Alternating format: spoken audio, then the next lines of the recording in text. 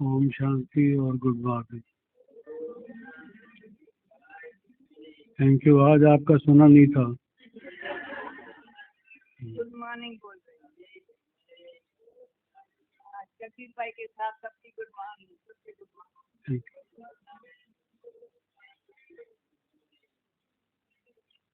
क्योंकि वैसे हम हमेशा क्लास में आते थे तो ये दादी जी ओम शांति कहा करते थे।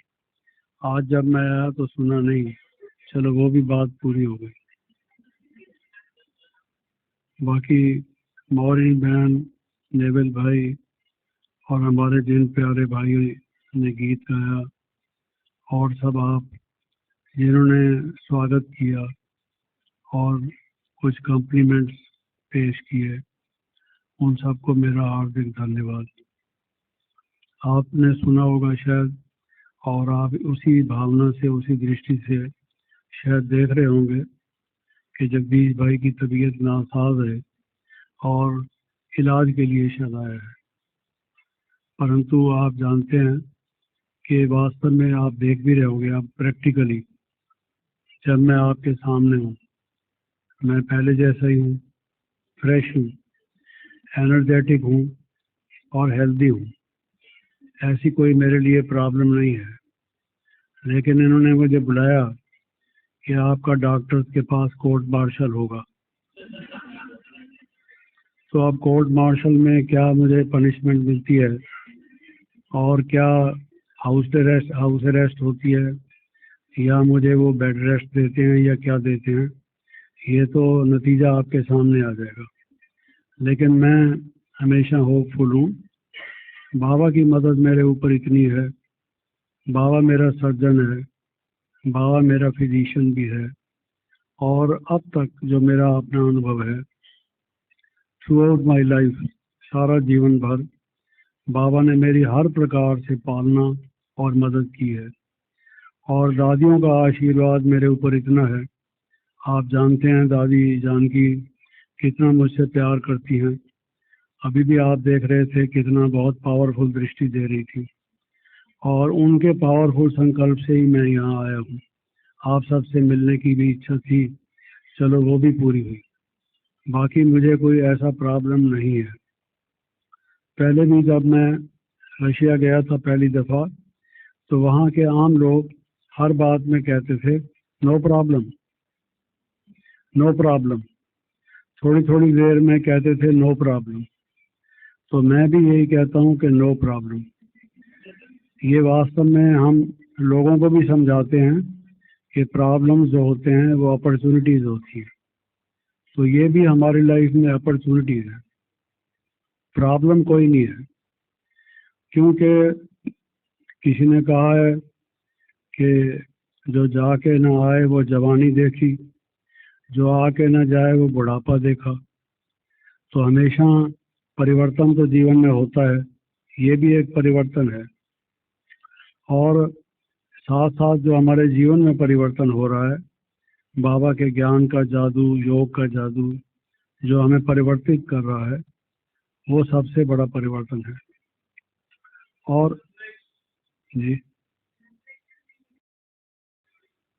तो मैं ये कह रहा था कि बाबा ने शुरू से इतनी कृपा की है, इतना बाबा की ब्लेसिंग मिली है, बाबा की पालना, बाबा का साथ मिला है। आप सब अनुभवी हैं कि उसके होते हुए जीवन में कोई समस्या होती नहीं, ठहरती नहीं। अभी भी मैं ऐसा ही महसूस करता हूँ। किसी को यहाँ ऐसे भी कर लो तो थोड़ा सा शायद दर्द होगा, मुझे कुछ ऐसा भी महसूस नहीं होता।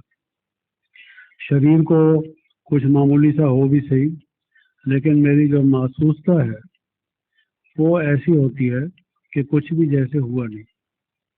तो उसी से चल रहा हूँ, और बाबा ने भरपूर कर दिया है शुरू से लेकर। कोई ऐसी इच्छा नहीं रह गई जो अभी पूरी होनी हो, जिसके लिए मैं समझूं कि मुझे और टाइम चाहिए या मेरी ये बात तो रह जाएगी। दिल का ये अरमान तो पूरा हुआ नहीं, ऐसा नहीं है। बाबा ने हर प्रकार से मेरे को पूरे खजाने दिए हैं, भरपूर कर दिया है। तो उससे मुझे कुछ भी ऐसा महसूस होता नहीं, और हमेशा यही समझता हूँ कि बाबा की गोद में हूँ। और बाबा ने पिछले दिन भी बताया मुरली में 2-3 दिन पहले कि विचार की शक्ति कितनी पावरफुल है। बाबा ने कहा ये विचार है जिससे आप मनुष्य से देवता बन जाते हैं और इतना श्रृंगार कर लेते हैं, लक्ष्मी और नारायण जैसा। ये जादू है, बाबा ने कहा। तो मैं भी यही समझता हूँ कि बाबा ने जो सबसे बड़ी चीज़ हमें दी है, हमारे विचारों में जो परिवर्तन लाया है और जो पावरफुल विचार हमें दिए हैं, पॉजिटिव विचार जो हमें दिए हैं, उससे विश्व परिवर्तित हो रहा है, हम स्वयं परिवर्तित हो रहे हैं, और हमें किसी प्रकार की समस्या सामने हमारे ठहर नहीं सकती। हम खूब मौज में रहते हैं, उसी से हम पुरुषार्थ करते हैं। बाबा ने पुरुषार्थी के लिए भी कई बातें कही हैं, और एक शब्द बाबा कहते हैं कि आप बच्चे तीव्र पुरुषार्थी हो। तीव्र पुरुषार्थी क्या होता है, किसको कहा जाता है जो तीव्र पुरुषार्थी है? उसके लक्षण क्या हैं, उसके चिन्ह क्या हैं? एक तो जो अपने संस्कार बदले, पुराने संस्कार, भक्ति मार्ग के संस्कार हैं, जो पुराने निकम्मे संस्कार हैं, उनका जो परिवर्तन करता जाता है। कोई अगर भूल होती भी है तो रिपीट नहीं करता, आगे के लिए बाबा की बात सुनकर उसको फॉलो करना शुरू कर देता है, उसको ठीक करना शुरू कर देता है। तो जो तीव्र पुरुषार्थी होगा उसका एक लक्षण तो यही होगा कि उसके जीवन में परिवर्तन की जो स्पीड होगी वो बहुत तेज होगी। और परिवर्तन किसका? एक तो जो पुराने संस्कार हैं उनका परिवर्तन। तो दूसरा लक्षण ये है कि जो वो अपने विकर्मों को दग्ध करेगा, पुराने संस्कारों को जहाँ बदलने का होगा बदलेगा, और फिर जो पुराने हिसाब किताब और कर्म किए हुए हैं उनको योग की लाइट और माइट से, बाबा के साथ कनेक्शन से उनको दग्ध करेगा।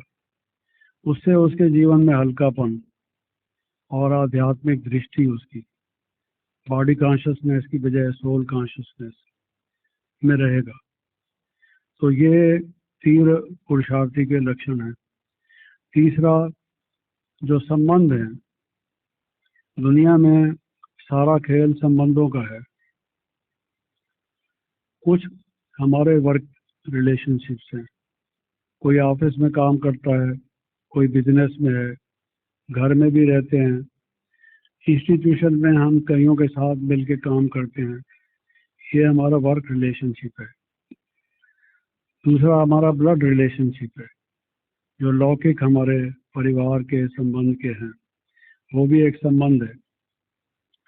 तीसरा हमारा सोशल रिलेशनशिप है, हम समाज के नागरिक हैं और कम्युनिटी के तौर से, और जो समाज के अलग अलग भाग बने हुए हैं उसके ख्याल से, अपने व्यवसाय के ख्याल से हमारे लोगों के साथ संबंध हैं।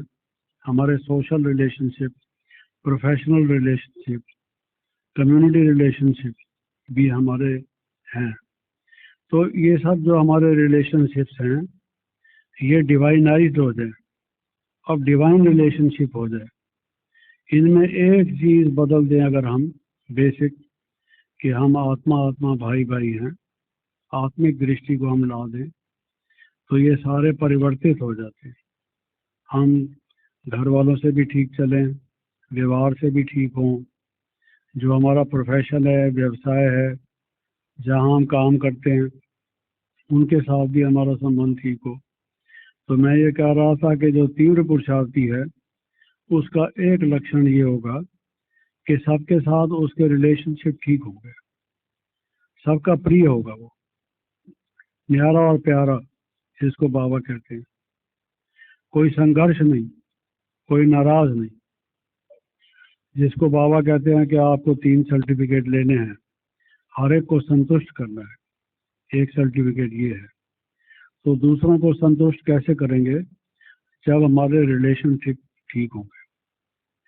उसको दिव्य गुण जब हम लाते हैं तो हमारे रिलेशनशिप ठीक होते हैं। बाबा के साथ जब हमारा रिलेशनशिप ठीक है तो बाकी रिलेशनशिप अपने आप ठीक होने लगते हैं। तो तीव्र पुरुषार्थी का एक लक्षण ये होगा कि उसके जो सारे रिलेशनशिप्स हैं वो ठीक होंगे, उसकी कोई ज़्यादा कंप्लेंट्स नहीं होंगी, कोई लोग रूठे हुए या नाराज नहीं होंगे, दूसरों को डिस्टर्ब नहीं करता होगा, उनको कोई कष्ट क्लेश नहीं पहुंचाता होगा, सब उसे प्यार करेंगे, कहेंगे ये अच्छा है। तो ये सर्टिफिकेट हमको मिल जाता है, ये तीव्र पुरुषार्थी का लक्षण है। तो बाबा कहते हैं कि तीव्र पुरुषार्थी होना चाहिए, और बाबा ने हमें ये पुरुषार्थ कराया क्योंकि हमने बाबा को जब साकार रूप में देखा, मम्मा को देखा, वो जो जिस प्रकार की मूर्तियां थी, और अभी भी जैसे हम अपनी बड़ी दादियों को देखते हैं, अभी दादी आपके सामने है, आप ये चीज़ जो मैंने सब बताई ये आप उनके प्रैक्टिकल लाइफ में देखते हैं, महसूस करते हैं और इसी को फॉलो करने की कोशिश करते हैं। ये अगर करते हैं तो तीव्र पुरुषार्थी, ये हमें करना है। तीव्र पुरुषार्थी से ही हमारी उड़ती कला होगी, चढ़ती कला होगी, हम फरिश्ते बनेंगे और अपने लक्ष्य को प्राप्त करेंगे, परफेक्शन की तरफ पहुंचेंगे। ये कोशिश हमारी अंत तक चलती रहेगी।